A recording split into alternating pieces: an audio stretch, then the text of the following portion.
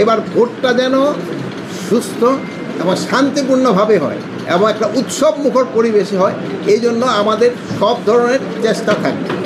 তা আপনারা জানেন যে ইলেকশনটা কিন্তু নির্ভর করে অনেকগুলি ফ্যাক্টরের উপরে। প্রথম ফ্যাক্টরটা হলো যারা নির্বাচনে অংশগ্রহণ করে এবং জনগণ।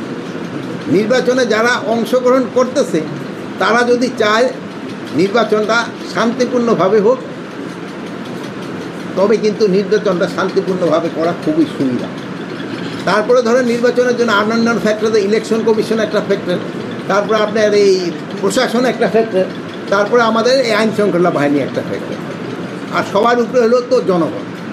এখন হলো নির্বাচনটা সুস্থ করার জন্য যে পার্টিগুলি পার্টিসিপেট করবে তাদের সব ধরনের সহযোগিতা এবং জনগণের একটা সহযোগিতা কিন্তু দরকার।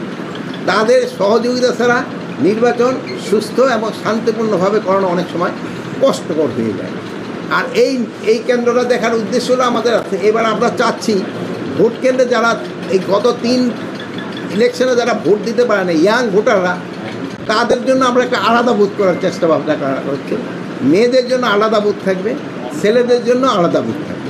ইয়াং যারা আছে তাদের জন্য ছেলে মেয়ের আলাদা আলাদা থাকবে, মানে মোটামুটি 4টায় সেটি থাকবে।